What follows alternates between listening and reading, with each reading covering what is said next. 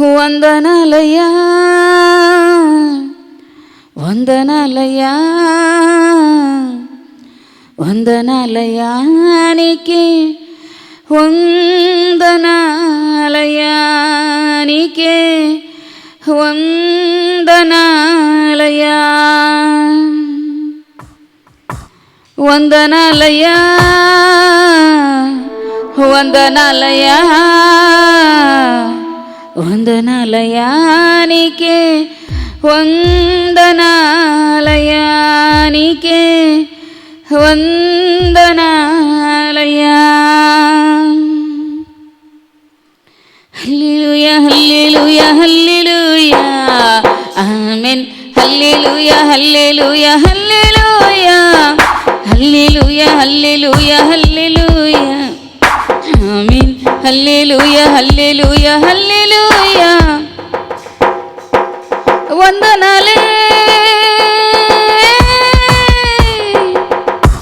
వందనాలే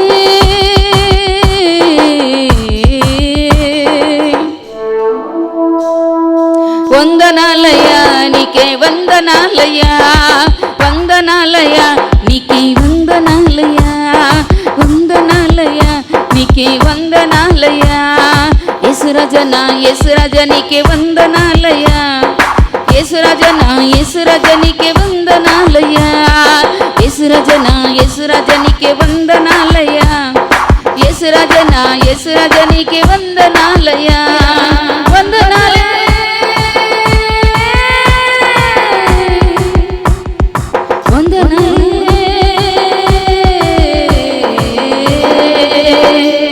వందనాలయ్యా నీకే వందనాలయ్యా వందనాలయ్యా నీకే వందనాలయ్యా వందనాలయ్యా నీకే వందనాలయ్యా యేసురాజన యేసురాజ నీకే వందనాలయ్యా యేసురాజన యేసురాజ నీకే వందనాలయ్యా యేసురాజన యేసురాజ నీకే వందనాలయ్యా యేసురాజన యేసురాజ నీకే వందనాలయ్యా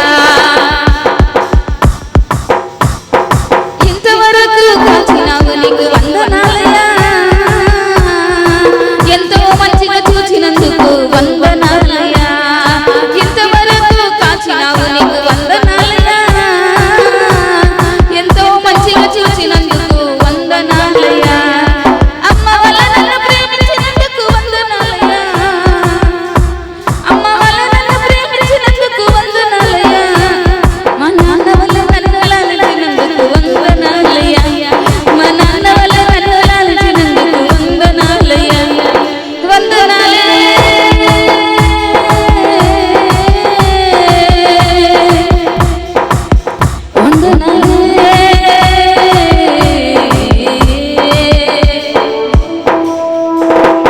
వందనాలయ్యా నీకే వందనాలయ్యా వందనాలయ్యా నీకే వందనాలయ్యా యేసురాజన యేసురాజ నీకే వందనాలయ్యా యేసురాజన యేసురాజ నీకే వందనాలయ్యా యేసురాజన యేసురాజ నీకే వందనాలయ్యా యేసురాజన యేసురాజ నీకే వందనాలయ్యా ఏడ్చినప్పుడు ఓదార్చినావు వందనాలయ్యా కన్నీరు తుడిచి కౌగిలించావు వందనాలయ్యా ఏడ్చినప్పుడు ఓదార్చినావు వందనాలయ్యా కన్నీరు తుడిచి కౌగిలించావు వందనాలయ్యా చేయి పట్టి నన్ను నడిపించినందుకు వందనాలయ్యా చేయి పట్టి నన్ను నడిపించినందుకు వందనాలయ్యా పరమ తండ్రి నా యేసయ్యా వందనాలయ్యా పరమ తండ్రి నా యేసయ్యా వందనాలయ్యా వందనాలే వందనాలే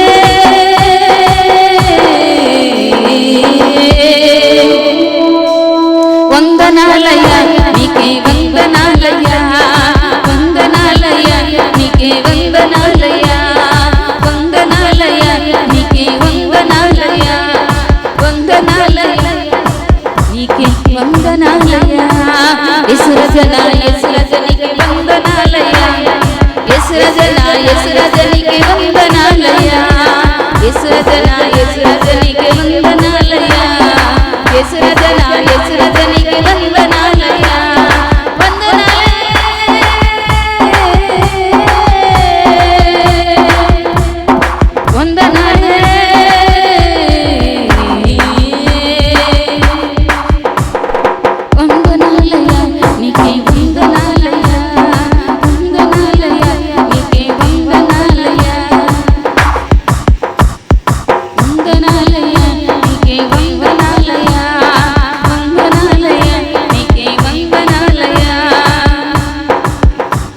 glory glory glory glory glory to God. Hallelujah hallelujah hallelujah hallelujah. దేవుని పరిశుద్ధ నామానికి మహిమ కలుగును గాక. ఆమేన్ ఆమేన్ ఆమేన్ ఆమేన్. యెహోవా దయాళుడు, ఆయనకు కృతజ్ఞతాస్తుతులు చెల్లించాలి. దేవుడు దయగలిగిన వాడు, అందుకనే మనం ఈ విధంగా జీవించగలుగుతున్నాం. ఆయన దయ లేకపోతే ఏ మనిషి కూడా ఏ జీవి కూడా జీవించలేదు. దేవుని దయలో మనం ఉన్నాం. హల్లెలూయా. దేవుని దయ ఆయుష్కాలం అంతా నిలుస్తుందట. హల్లెలూయా. దేవుని దయ ఎప్పటి వరకు ఉంటుంది? ఆయుష్కాలం అంతా, మన బ్రతుకాలం అంతా మనకు ఉంటుంది. ఆయన కృప నిత్యము ఉంటుంది. హల్లెలూయా. ఆయన కృప మనకి నిత్యము నిత్యము ఎవర్ లాస్టింగ్లో ఆయన కృపతో ఆయన మనల్ని ప్రేమిస్తూ ఉన్నారు. యెహోవా పరాక్రమ కార్యములను ఎవడు వర్ణింపగలడు? యెహోవా పరాక్రమ కార్యాలని ఎవరు వర్ణిస్తారు? ఎవరన్నా వర్ణించగలరా? ఆయన కార్యాలు ఒకటా రెండా వర్ణించటానికి? ఆయన కీర్తి అంతటిని ఎవడు ప్రకటింపగలడు? హల్లెలూయా. ఆయన కీర్తి అంతటిని ఎవడు ప్రకటింపగలడు? యేసన్న గారు ఈ రోజున గొడవరాల పండగ జరిపిస్తూ ఉన్నారంటే ఆయన్ని ప్రభువు 17 సంవత్సరాల వయసప్పుడు క్యాన్సర్ వ్యాధి నుండి విడుదల దయచేసి మెంటల్గా ఎఫెక్ట్ అయి తిరుగుతూ ఉంటే ఆయన చాలా పెద్ద సాక్ష్యం, అది చాలా మంచి సాక్ష్యం. ప్రభు ఆకాశం నుండి వెలుగు ఆయన మీద ఉదయించటం, ఆయన మెంటల్ ఎఫెక్ట్ నుండి బాగవటం, బ్లడ్ వామిటింగ్స్, అవన్నీ బ్లడ్ క్యాన్సర్. ఇప్పుడు 75 జయంతి వస్తుందట ఈ 19కి. అప్పట్లోనే మందులు లేవు, ఇప్పుడు కూడా లేవు కదా క్యాన్సర్కి సరిగా. క్యాన్సర్ నుండి ప్రభు స్వస్థపరిచి ఆయన్ని దర్శనమిచ్చి రక్షించారు.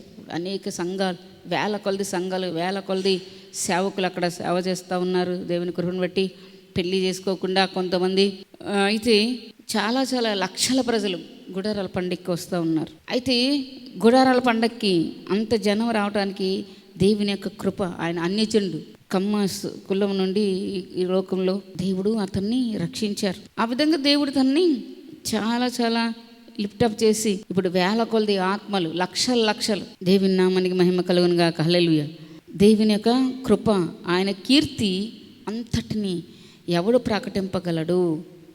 అక్కడ ఆయన కీర్తిని ప్రకటించే దైవజనులు అనేక మందిని దేవుడు లేపుకొని ఆయన పాటల ద్వారా ఆయన నామానికి మహిమకరంగా ఆయన అద్భుత కార్యాలు, ఆశ్చర్య కార్యాలు జరిగిస్తూ ఒక గుడారాల పండుగని జరిపిస్తున్న దేవునికి మహిమ కలుగునుగాక.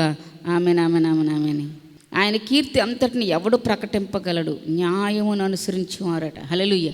ఎవరు ప్రకటించగలరంటే కొంతైనా న్యాయాన్ని అనుసరించేవారు, ఎల్లవేళలా నీతిని అనుసరించి నడుచుకునేవారు. హల్లెలూయా. ఎల్లవేళలా, ఎనీ టైం, ఎల్లవేళలా నీతిని అనుసరించి నడుచుకునేవారు ధన్యులు. న్యాయమును అనుసరించేవారు, ఎల్లవేళలా నీతిని అనుసరించి నడుచుకునేవారు దేవుని దృష్టిలో చాలా ధన్యమైన వారు వాళ్ళు. అయితే యెహోవా నీవు ఏర్పరచుకున్న వారి క్షేమము నేను చూచుచు, దేవుడు తన్ను ఏర్పరచుకున్న వారికి, యెహోవా నీవు ఏర్పరచుకున్న వారి క్షేమము నేను చూచుచు. దేవుడు ఏర్పరచుకునే వారికి దేవుడు క్షేమాన్ని ఇస్తాడు.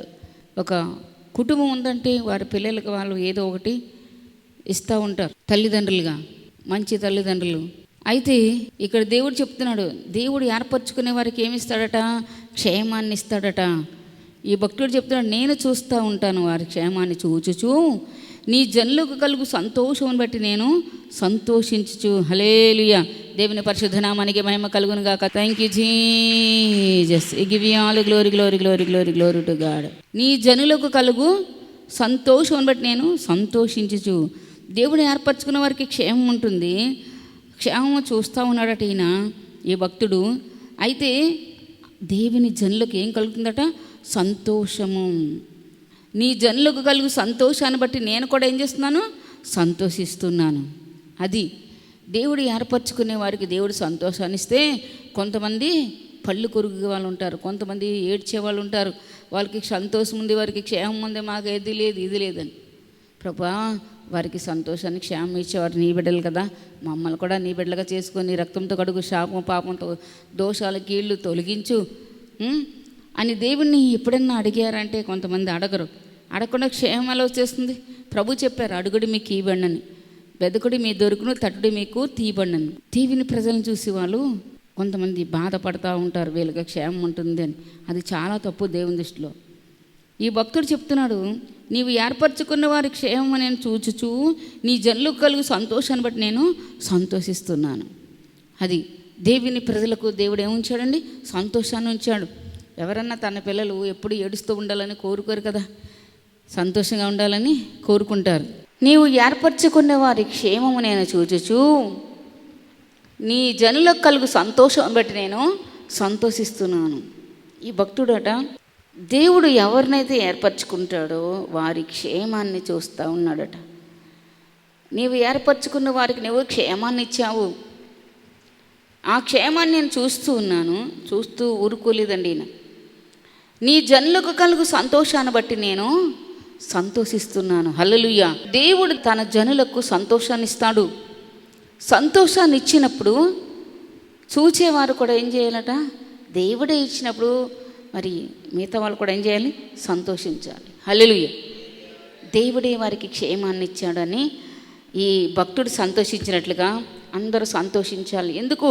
దేవుడు పగలు చేస్తే మనం రాత్రి చేయలేం, దేవుడు రాత్రి చేస్తే మనం పగలు చేయలేం కనుక దేవుడు వారికి క్షేమాన్ని ఇచ్చాడు. ఆ దేవుడే మన దేవుడు కూడా. మనల్ని కూడా అడుగుదాం క్షేమం ఇమ్మని అని అడిగి పొందుకోవాలి. అయితే న్యాయాన్ని అనుసరించాలి.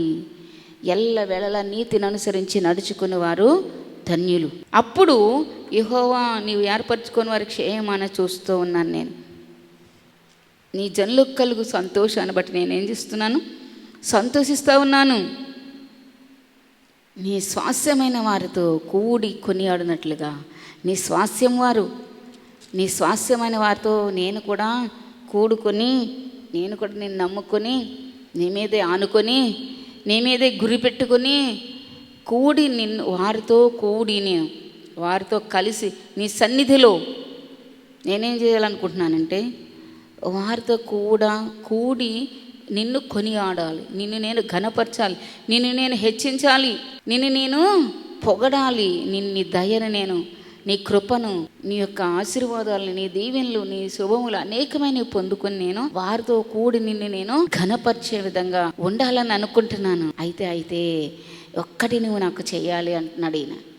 ఏం చేయాలంటున్నాడంటే నీ ప్రజలందు నీకున్న దయ చొప్పున నన్ను జ్ఞాపకానికి తెచ్చుకోను. హల్లెలూయా. దేవుడు తన ప్రజలకి ఏం చూపుతాడట? దయ. ఫస్ట్లోనే మనం చూసాం. నీ ప్రజలందు నీకున్న దయ చొప్పున నన్ను కూడా జ్ఞాపకానికి తెచ్చుకో. ఎందుకంటే ఒకప్పుడు నీ ప్రజగా ఉన్నాను నేను, ఒకప్పుడు నీ దయ పొందుకున్నాను, కానీ ఇప్పుడు నేను అవన్నీ కోల్పోయాను.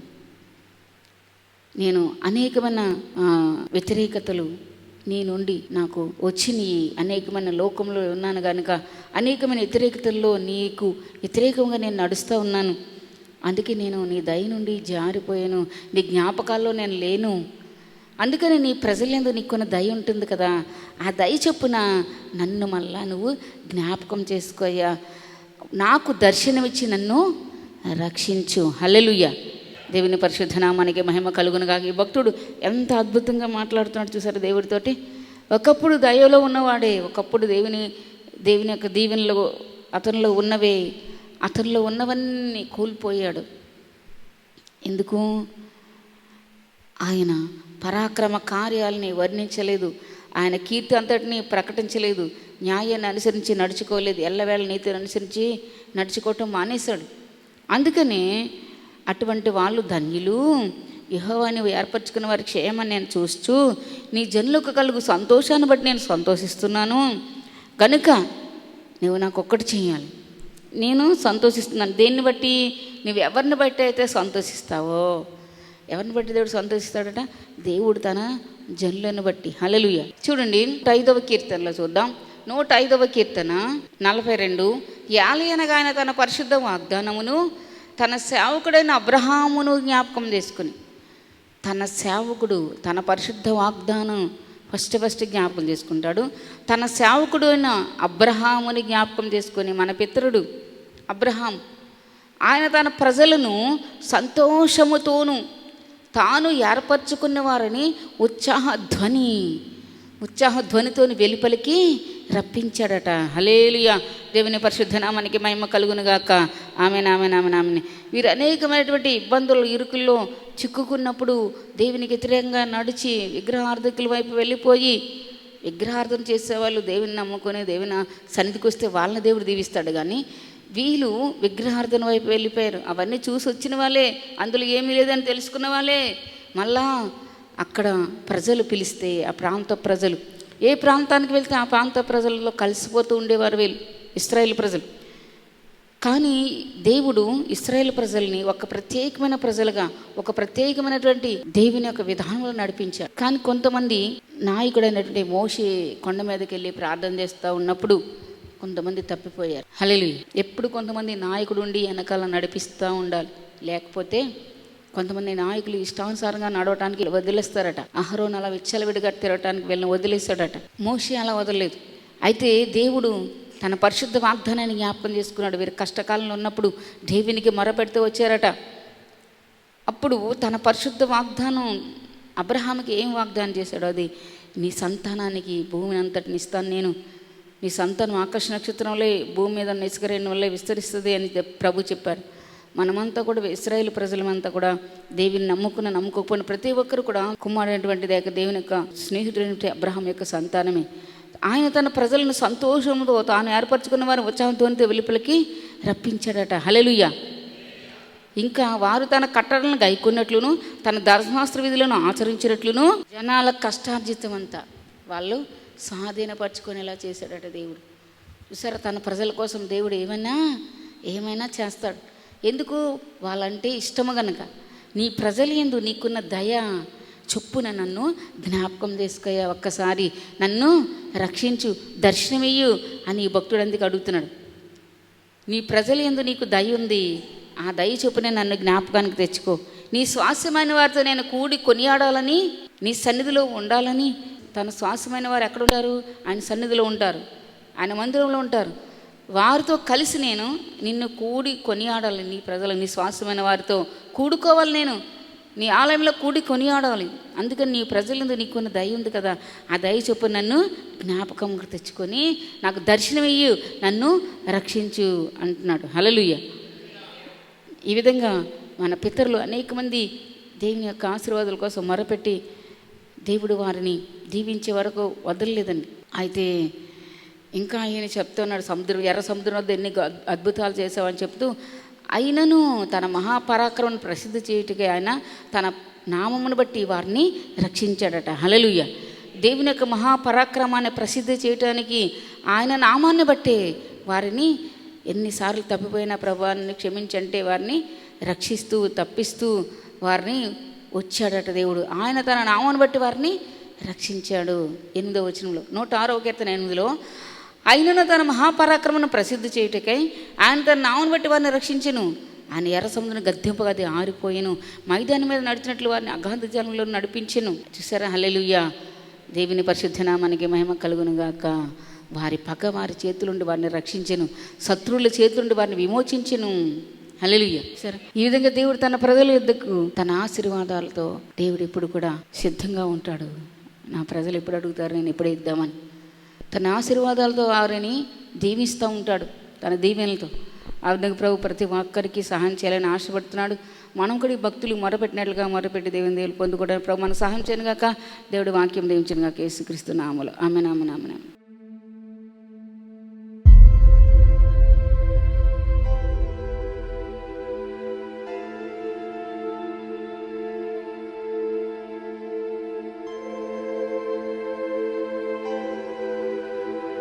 దేవుడు అసలు అధికారులు బట్టి ఏం పెట్టావు, నీ అధికారులు కొట్టేస్తున్నాను, నా వేసుకున్నావు.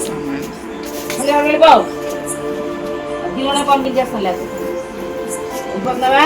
ఏం పెట్టావు? నువ్వే పెట్టావు. ఇది ఎన్నాళ్ళైంది వచ్చి? ఎన్నాళ్ళు గదిస్తా అయితే ఎలా అయింది?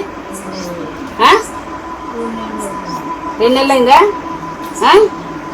ఏం బాధలు పెట్టావు? కాలు బాధలు పెట్టావు?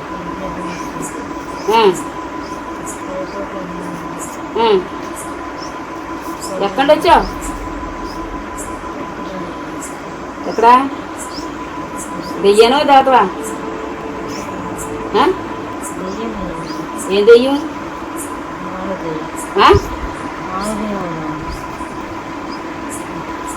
ఎడబడి వచ్చావా? తొక్కిందా ఏంటి? తొక్కిందా? ఇప్పుడు మరి అవన్నీ కాళ్ళు అవన్నీ ఏమేమి పెట్టామని పట్టుకుని వెళ్ళిపోవాలి, ఉండడానికి వీలేదు. ఈ వీడియో దేవుని మందిరానికి వస్తుంది, అర్థమైందా? ఏం తినకుండా చేస్తున్నావంట? ఏం నాటకాలు చేస్తున్నావు? ఏమనుకుంటున్నావు? తీసుకెళ్ళిపోదాం అనుకుంటున్నావు ఏంటి? చెప్పు సైతాను, ఏమనుకున్నా? ఎన్నాళ్ళకి?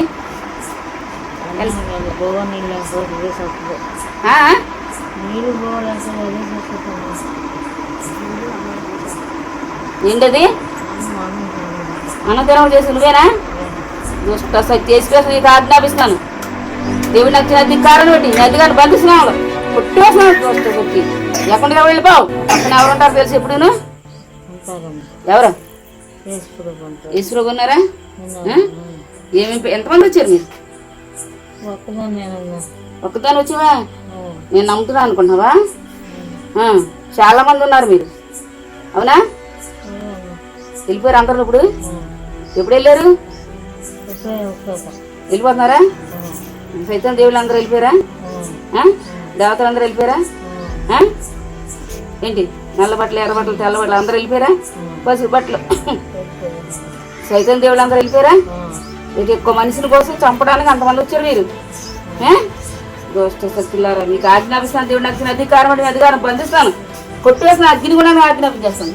రెండో మన బైబిల్లో ఉన్న ప్రకటన ప్రకారం 21:8 ప్రకారం అగ్ని కూడా పంపించేస్తాను. ఏమనుకుంటున్నారు? దేవుడు నాకు అధికారం అధికారం బంధిస్తున్నాను, నాకు చంపేద్దాం అనుకున్నారు?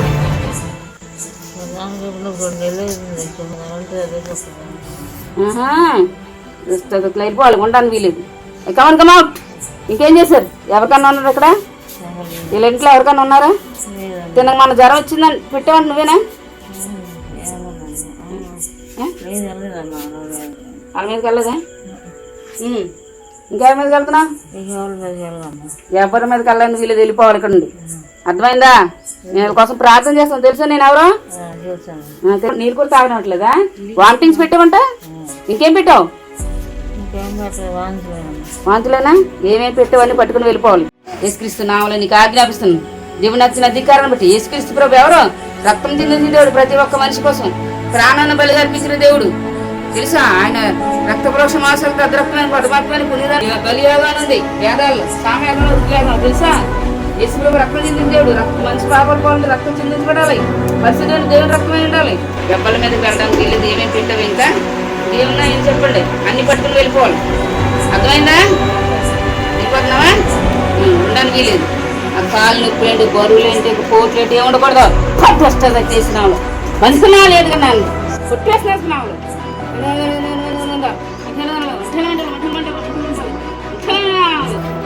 భయం అనేది ఏమేమి పెట్టాలి పట్టుకుని వెళ్ళిపోవాలి, ఉండడానికి లేదు. ఎందుకని బలిస్తున్నాము, అగ్నిలో పడవేస్తున్నాను, 2 మంది బలిస్తున్నాము.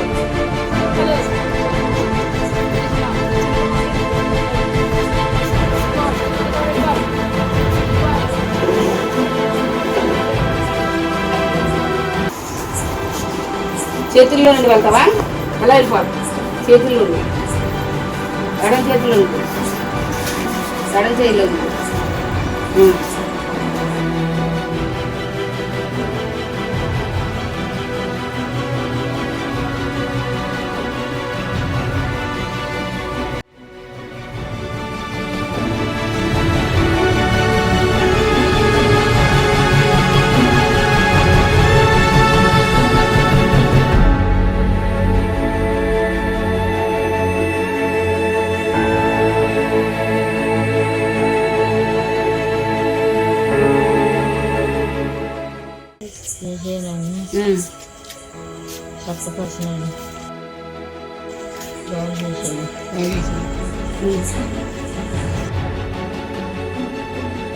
మంచిగా దాహం అవుతుంది. ముందంతా దాహం లేదు, మంచినీళ్ళు తాగినా వాంతి అయిపోయింది. ఇప్పుడు ఇందాక మంచినీళ్ళు తాగారు, బాగానే వేసేదాన్ని, మళ్ళీ కూడా మంచినీళ్ళు తాగినా. ఇదిగో కట్టండి. పర్లేదు నేను వేస్తే మంచిది. నీకు తెలియదు నేను ఎందుకు వేస్తాను.